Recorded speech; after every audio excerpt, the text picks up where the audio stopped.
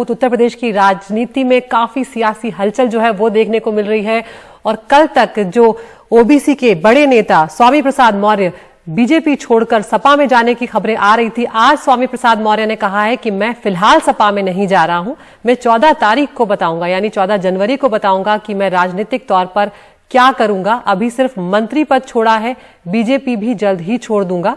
और ये भी उन्होंने कहा कि मैंने बीजेपी को जल्द ही ठोकर मार दी है, दोबारा वापस जाने का सवाल नहीं है। लेकिन कल हमने तस्वीरें देखी थी कि उनकी ये तस्वीर जो अखिलेश यादव के साथ उनकी आई थी, जिसमें उन्होंने स्वागत भी उनका किया है। लेकिन आज स्वामी प्रसाद मौर्य एकदम से अपना स्टैंड बदलते हुए, अपना रुख बदलते हुए यहाँ पर नजर आ रहे हैं और कह रहे हैं कि मैं फिलहाल सपा में नहीं जा रहा और 2 दिनों के बाद मैं खुलासा करूंगा कि मेरा अगला राजनीतिक कदम क्या होगा। हमारे सहयोगी सौरभ शुक्ला ने स्वामी प्रसाद मौर्य से बातचीत की है, वो आपको सुनवाते हैं।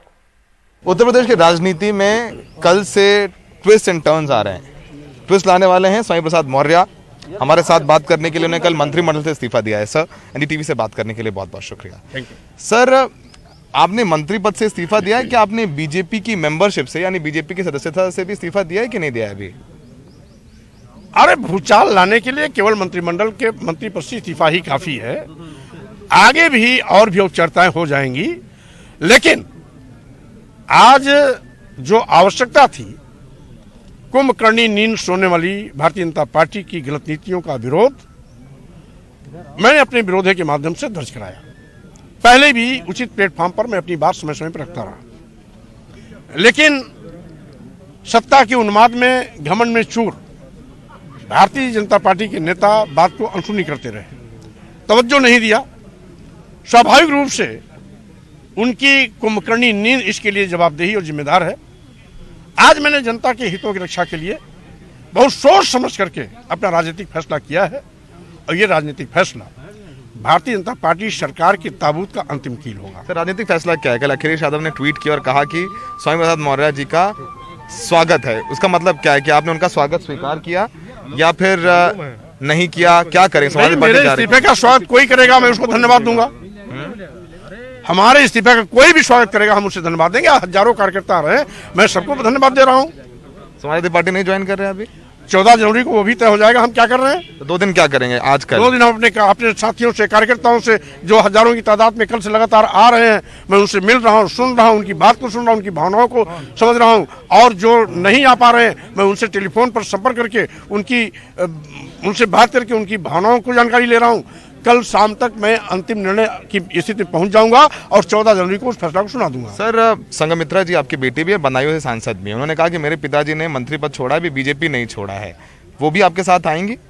देखिए, वो बदायूं की सांसद है, उसका अपना फैसला है।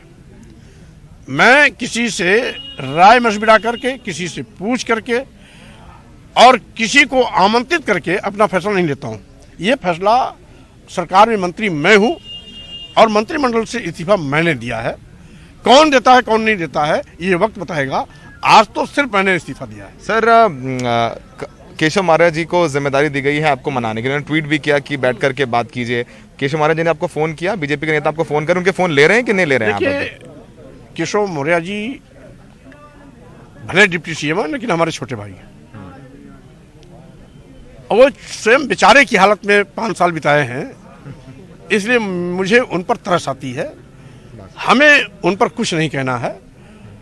अब वो बेचारे की हालत में रह सकते हैं, लेकिन स्वामी प्रसाद मौर्य जो सम्मान स्वाभिमान के साथ हमेशा राजनीति किया है, वो बेचारा की हालत में कभी नहीं रह सकता। बीजेपी नहीं जाएंगे अब वापस? वो बेचारा की हालत में नहीं रह सकता है। बीजेपी जाएंगे कि नहीं वापस जाएंगे? जिस चीज को एक बार किक किया, स्वाभाविक रूप से वहां आने जाने कोई प्रश्न नहीं। आखिरी सवाल आपसे, 14 तारीख को आप बताएंगे। अब लोग ये कह रहे हैं, कल से जब से आपने इस्तीफा दिया, तमाम सोशल मीडिया पे राजनीतिक वैज्ञानिक ये कह रहे हैं कि स्वामी प्रसाद मौर्य जी के लोगों का टिकट कट रहा था, तो अब जो है अंत समय पर उन्होंने 4 साल तो सत्ता का सुख भोगा और आखिरी में जब चुनाव की बारी आई तो छोड़ के चले गए।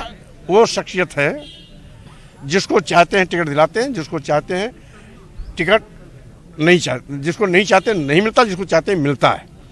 और कहीं भी रहे उनकी हैसियत कोई नजरअंदाज नहीं करता। टिकट बातें नहीं होती है, बात टिकट की महत्व नहीं है। अच्छा, 5 साल तक फिर यही जनविरोधी नीति का हम साथ दें, जिसका हम अभी तक विरोध करते रहे, उचित प्लेटफॉर्म पर कई बार अपनी बात करते रहे और बात अनसुनी करने के बाद टिकट के लालच में, मंत्री पद के लालच में फिर से हम इनका पाप ढोएं। ठीक है सर, ये एक धर्म सिंह सैनी, दारा सिंह चौहान, कई मंत्रियों के आने की बात हो रही थी, तो 14 तारीख को ही बताएंगे या फिर जो भी आएगा 14 तारीख को उसका फैसला आपके सामने रहेगा। ये स्वामी प्रसाद मौर्य जिनका कहना है 14 तारीख को वो बताएंगे कि राजनीतिक तौर पर वो क्या करने जा रहे हैं, समाजवादी पार्टी जाएंगे या नहीं जाएंगे। अखिलेश को लेकर उन्होंने धन्यवाद दिया है कि उनका स्वागत कर रहे हैं अखिलेश यादव। फिलहाल स्वामी प्रसाद मौर्य आगे क्या करें इसका सवाल, इस सवाल का जवाब 14 तारीख को वो यहीं पर अपने घर पर देंगे। सहयोगी बिलाल के साथ लखनऊ में सौरभ शुक्ला, NDTV इंडिया।